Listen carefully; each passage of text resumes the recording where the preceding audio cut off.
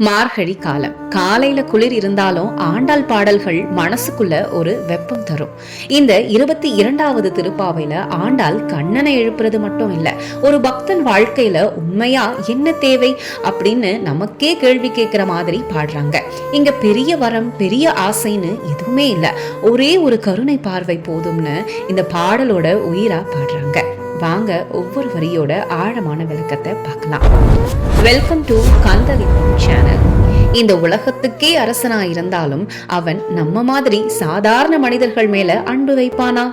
ஆண்டாள் சொல்றாங்க, அங்கன்மா ஞாலத்தரசர் அபிமான.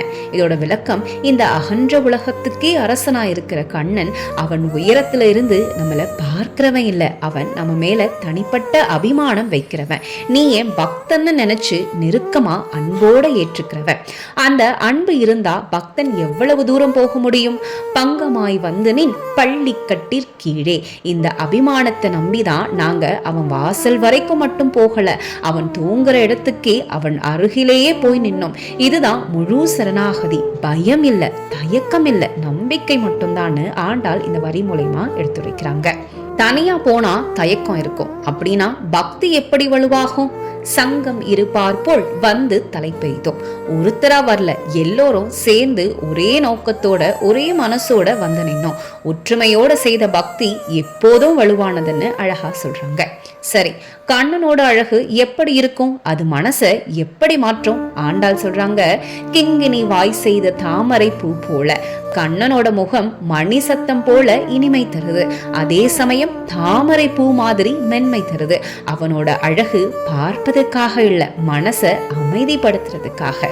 சரி, அந்த அழகில் நமக்கு என்ன தேவை? வரமா செல்வமா? ஆண்டாள் இங்க செங்கண் சிறுக சிறதே எம்மேல் விழியாவோ, எங்களுக்கு வேற எதுவும் வேணாம், அந்த செந்நிற கண்களால ஒரு கருணை பார்வை மட்டும் போதும் கண்ணா. அந்த பார்வை இருந்தாலே எல்லாமே சரியாகும்னு சொல்றாங்க. அந்த பார்வை என்ன செய்யும்? திங்களும் ஆதித்யனும் எழுந்தார் போல். சந்திரன் வந்தா இருள் போகும், சூரியன் வந்தா உலகம் ஒளிரும். அதே மாதிரி பகவானோட கருணை வந்தா வாழ்க்கையில இருந்த இருள் எல்லாம் போயிரும்னு அழகா சொல்றாங்க. முழு கருணை கிடைச்சா என்ன நடக்கும்? அங்கண் இரண்டும் கொண்டு எங்கள் மேல் நோக்குது ஏல். உன் 2 கண்களும் முழுமையா நம்ம மேல விழுந்தா அது முழு அருள், அரை அருள் இல்ல, அது ஒரு முழு பாதுகாப்புன்னு சொல்றாங்க. அந்த அருளோட இறுதி பலன் என்ன? எங்கள் மேல் சாபம் இழிந்தேலோர் எம்பாவாய். எங்கள் மேல இருந்த துக்கம், தடைகள், துன்பம், சாபம் எல்லாம் தானா நீங்கி போயிடும்னு சொல்றாங்க. அதுதான் நாங்க கேட்கிற வரோம், அதுதான் இந்த பாடலோட முடிவும் கூட. இந்த திருப்பாவை நமக்கு சொல்ற பாடம் இதுதான். பகவான் கிட்ட பெரிய வரம் கேட்க வேண்டாம், பெரிய ஆசையும் வேண்டாம்.